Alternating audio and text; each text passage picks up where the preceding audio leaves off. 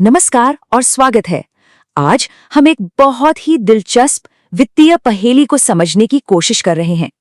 जरा सोचिए, एक दिन एक सेक्टर आसमान छू रहा है और ठीक अगले ही दिन एक बिल्कुल अलग बाजार धड़ाम से नीचे गिर जाता है। आखिर इन दोनों घटनाओं का आपस में क्या लेना देना हो सकता है? तो चलिए इस गुत्थी को सुलझाते हैं। तो ये रही वो पहेली। 18 मार्च को भारतीय आईटी स्टॉक्स में तो जैसे आग ही लग गई थी।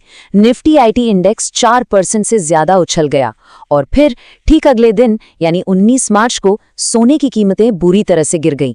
प्रति 10 ग्राम पर लगभग 5,700 रुपए की गिरावट। मतलब एक तरफ जोरदार तेजी तो दूसरी तरफ भारी मंदी। अब देखने में तो ये दोनों चीजें बिल्कुल अलग लगती हैं, है ना? कहाँ टेक्नोलॉजी स्टॉक्स और कहाँ सोना। लेकिन क्या हो अगर इनके बीच कोई गहरा छिपा हुआ कनेक्शन हो? बस यही वो सवाल है जिसका जवाब हम आज के इस विश्लेषण में ढूंढने वाले हैं। चलिए अपनी पड़ताल शुरू करते हैं पहले केस से। भारतीय आईटी बाजार में आई वो जबरदस्त तेजी। ऐसा क्या हुआ था उस दिन कि निवेशक अचानक इतने बुलिश हो गए? इसकी सबसे बड़ी वजह थी एक रिपोर्ट। जी हाँ, एक ग्लोबल फाइनेंशियल सर्विसेज फर्म है CLSA। उसने एक रिपोर्ट निकाली जिसने बाजार की सबसे बड़ी टेंशन को दूर कर दिया। देखिए, डर ये था कि आर्टिफिशियल इंटेलिजेंस यानी AI भारतीय आईटी कंपनियों के बिजनेस को खत्म कर देगा। लेकिन CLSA ने कहा, नहीं, घबराने की कोई बात नहीं है। बस इसी एक बात ने मार्केट में जैसे नई जान फूंक दी। लेकिन बात सिर्फ इतनी ही नहीं थी। रिपोर्ट में एक और बड़ी काम की बात कही गई थी। वो ये कि कई आईटी स्टॉक्स की कीमतें गिरकर अपने 10 साल के औसत लेवल पर आ चुकी थी। अब निवेशकों के लिए इसका क्या मतलब था? इसका मतलब था एक जबरदस्त मौका। अच्छी कंपनियां सस्ते दामों पर मिल रही थीं। और इस पॉजिटिव खबर का असर क्या हुआ, वो इस चार्ट में साफ साफ दिख रहा है। निफ्टी आईटी इंडेक्स, जो पूरे सेक्टर की सेहत बताता है, वो 28,760 के लेवल से सीधे 30,000 के पार निकल गया। मतलब एक ही दिन में एक जबरदस्त छलांग।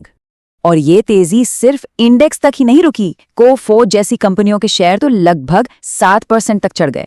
इन्फोसिस और टेक महिंद्रा जैसे बड़े नाम भी 4.5% से ज्यादा भागे। मतलब पूरे के पूरे सेक्टर में एक जबरदस्त रैली का माहौल था।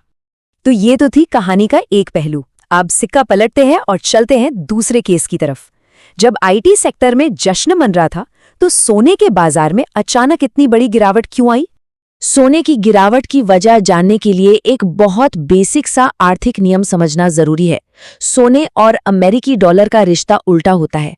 इसे आसान भाषा में ऐसे समझिए कि जब डॉलर मजबूत होता है तो सोना सस्ता हो जाता है, और जब डॉलर कमजोर होता है तो सोना महंगा। बस ये एक ग्लोबल नियम है। और उस दिन हुआ भी बिल्कुल यही। अमेरिकी डॉलर इंडेक्स, जो दुनिया की दूसरी करेंसीज के मुकाबले डॉलर की ताकत को मापता है, वो चढ़कर 100 के ऊपर पहुंच गया। ये एक साफ इशारा था कि डॉलर मजबूत हो रहा है। और जैसा कि हमने अभी समझा, डॉलर की ये मजबूती सोने के लिए अच्छी खबर नहीं थी। और इसका सीधा असर सोने की कीमतों पर पड़ा। कीमतों में 3.5% से भी ज्यादा की भारी गिरावट आई, जो भारत में करीब 5,738 रुपए प्रति 10 ग्राम के बराबर थी। डॉलर की मजबूती ने सोने की चमक को सीधे सीधे फीका कर दिया था। लेकिन सवाल यह है कि डॉलर अचानक इतना मजबूत हो क्यों गया? इसका जवाब छिपा है अमेरिका के सेंट्रल बैंक यानी फेडरल रिजर्व की पॉलिसी में। उन्होंने अपनी ब्याज दरें ऊंची ही रखीं और ये संकेत भी दिया कि वो इन्हें जल्दी से कम नहीं करने वाले। अब ऊंची ब्याज दरें डॉलर को निवेशकों के लिए ज्यादा आकर्षक बना देती हैं, जिससे उसकी डिमांड और कीमत दोनों बढ़ जाती हैं। तो अब हमारे पास दो अलग अलग कहानियां हैं। एक आईटी रैली जो एक रिपोर्ट से शुरू हुई, और सोने में गिरावट जो अमेरिका की एक पॉलिसी की वजह से आई।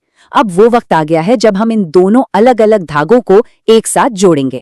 इन दोनों घटनाओं को जो एक चीज जोड़ रही थी, वो थी एक ग्लोबल जियोपॉलिटिकल घटना, पश्चिम एशिया में चल रहा संघर्ष।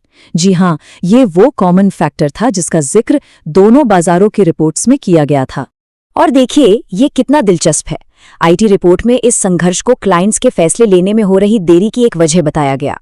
वहीं दूसरी तरफ सोने की बाजार रिपोर्ट में इसे दुनिया भर में कमजोर होते ट्रेंड्स और निवेशकों के घटते भरोसे का एक कारण माना गया। मतलब घटना एक ही थी, लेकिन उसके असर दोनों बाजारों पर अलग अलग तरीके से पड़ रहे थे।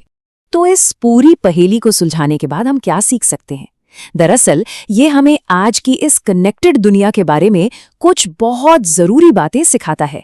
यहाँ 3 बड़ी बातें निकल कर आती हैं। पहली, एक अकेली एनालिस्ट रिपोर्ट में इतनी ताकत होती है कि वो पूरे सेक्टर की दिशा बदल सकती है।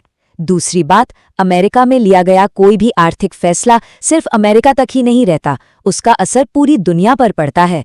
और तीसरी और सबसे जरूरी बात, जो बाजार हमें बिल्कुल अलग अलग दिखते हैं, वो भी अक्सर ऐसे अदृश्य धागों से जुड़े होते हैं जिनके बारे में हमें पता भी नहीं होता। तो आखिर में ये सवाल हमारे सामने खड़ा होता है, एक ऐसी दुनिया में जहां एक देश की रिपोर्ट और दूसरे देश का एक फैसला पूरी दुनिया में हलचल मचा सकता है, मार्केट का अगला बड़ा सरप्राइज आखिर कहां छिपा हो सकता है? ये एक ऐसा सवाल है जिसके बारे में हर निवेशक को सोचना चाहिए। हमारे साथ जुड़ने के लिए धन्यवाद।